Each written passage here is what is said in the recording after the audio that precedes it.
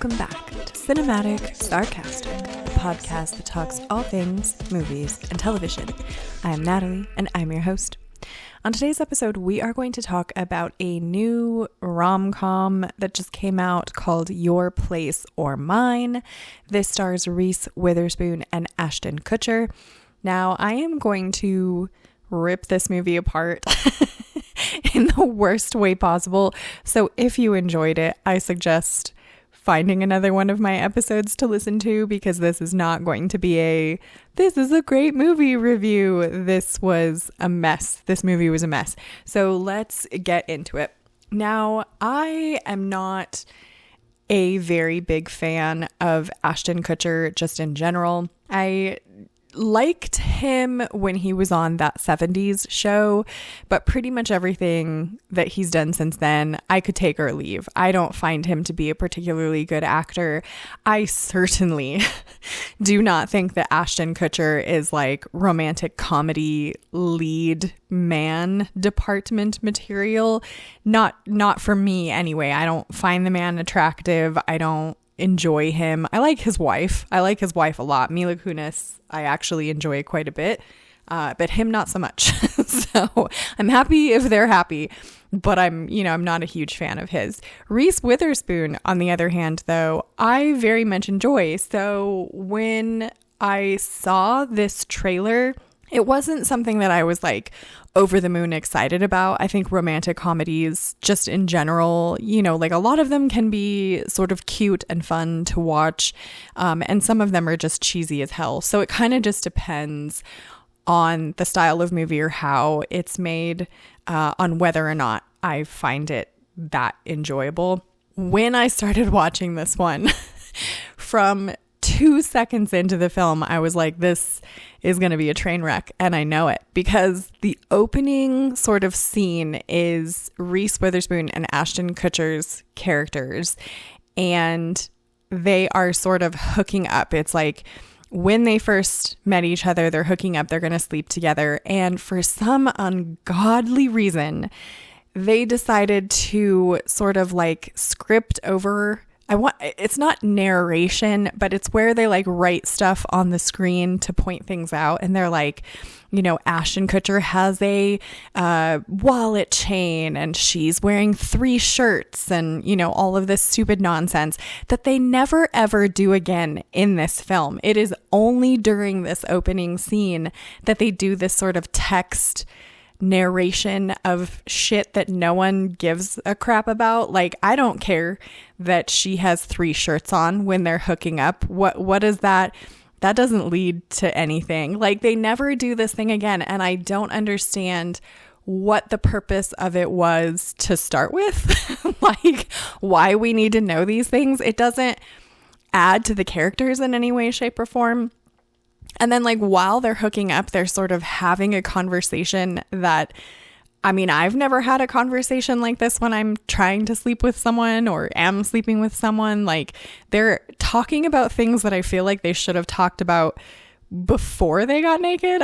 Just my thought, but she's like telling him, oh, she wants to be an editor, like a book editor. And he's like, oh my gosh, that's incredible. I want to be a writer. And I've written like 23 manuscripts and maybe you can read them for me. And she's like, yeah, just shut up. Like, this is not the time that you would be having those conversations. And I would hope those conversations would have been the ones that you had that led to schmexy time in the first place, like anyway.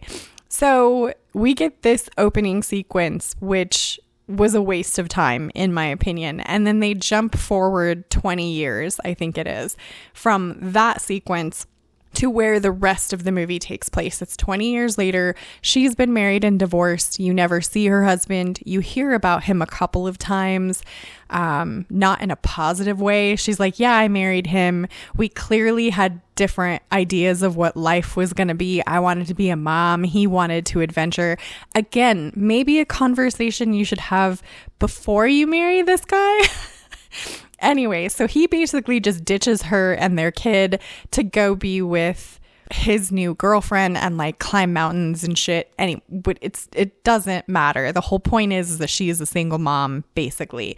Well, after this hookup with Ashton Kutcher, they stayed friends and best friends. So they talk every day. They talk all the time. You know, it's a relationship that's very close, but they kind of know that they're not interested in each other, which hang on to that, because we know that's bullshit, right? It's a romantic comedy.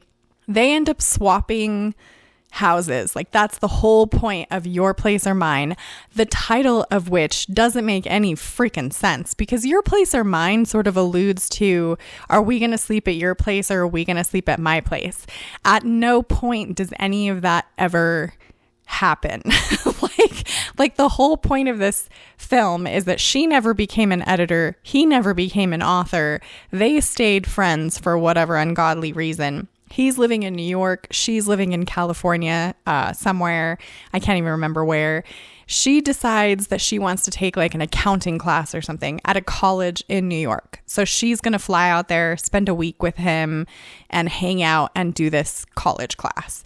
And then some monkey wrench happens. Her babysitter cancels last minute, and so they end up swapping places, hence the Your Place or Mine. So he comes out, takes care of her kid in California, she's in New York.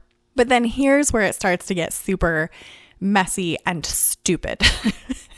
Is that she ends up dating this dude, or going on a couple of dates with this dude named Theo, who is played by Jesse Williams. He is a yummy specimen, and he would have worked much better, in my opinion, as the lead character of this film.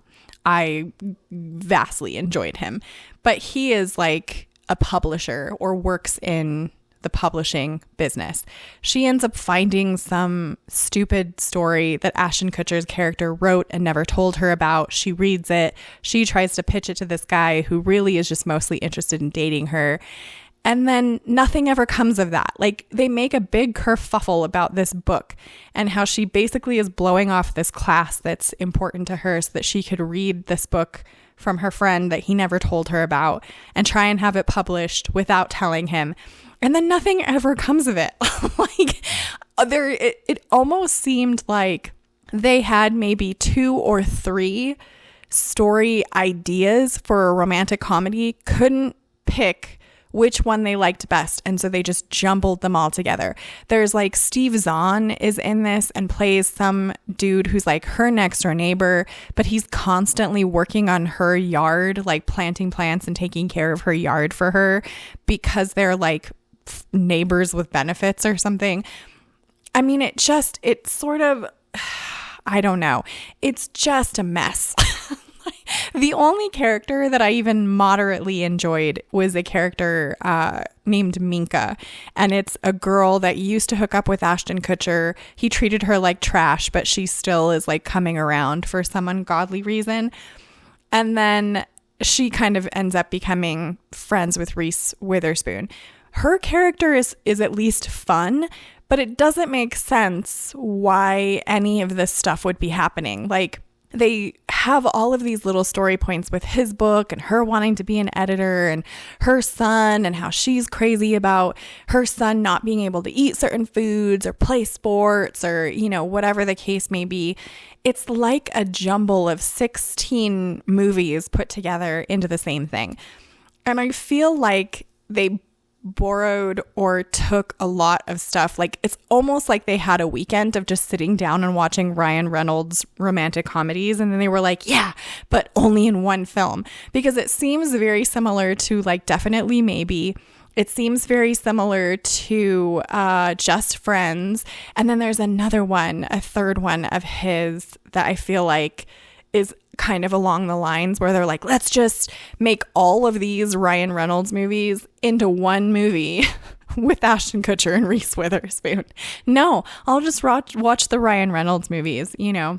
And the thing that sort of irritated me the most about this is that a lot of the dynamic between Ashton Kutcher and Reese Witherspoon is done via the phone. Like they're either live chatting with one another or they're on the phone or texting or something. So a lot of their communication is that because they're like across the country from each other. And for whatever reason, like I feel like that was such a terrible idea for them to do because Reese Witherspoon is not, I love her. And this is not against her in any way, shape, or form. But when she has no one opposite her, like on the screen, her facial expressions in this movie are so overacted. It's like her face is doing these wild things like you would do that if you were on the phone with someone. Like her, you know, like her eyes are crazy or she's like a little bit overacting because there's no one to act opposite her and she's just acting with nothing but a phone, right? It just was a mess. It's a jumble. It's a mess. I would not recommend. I was kind of hoping this would be a good like recommend for a Valentine's Day thing, but it's not. So I was like, we're not even going to try and put it up for Valentine's because this is just, it's bad. If you want to watch like good romantic comedies, pretty much just any of the Ryan Reynolds ones that I listed will be a better choice. Really, any other romantic comedy it would probably be better than this one. It's just such a disappointing, not even romantic like comedy. Like, you know, you shouldn't be rooting for her to get with somebody else, you know? Like I feel like the whole point of romantic comedies that are like this one is that you're supposed to want the two main characters to get together. But I felt like she had more in common with like the Theo character who publishes books. She had way more in common with him and way more chemistry with him. And she even had like, I don't know, like the way that she ended up treating her neighbor. I didn't realize that they were like hooking up and stuff because she seems to treat her neighbor like trash, but he really likes her and really hopes to end up with her. But either way, I wanted her to end up with anyone other than Ashton Kutcher because it just, even though they're good friends, it's like they didn't have that dynamic that a romantic comedy couple should have. Like there was nothing believable about them liking each other, you know, more like on a more than just we're friends because we hooked up one time kind of level. Like they don't seem to have anything in common other than she likes to read and he likes to read, which is not really a firm basis for a relationship. But anyway, those are my thoughts on Your Place or Mine. I would love to know yours if you have seen this movie. Subscribe if you want to join the Movie Nerd family, and I hope to see you in the next episode.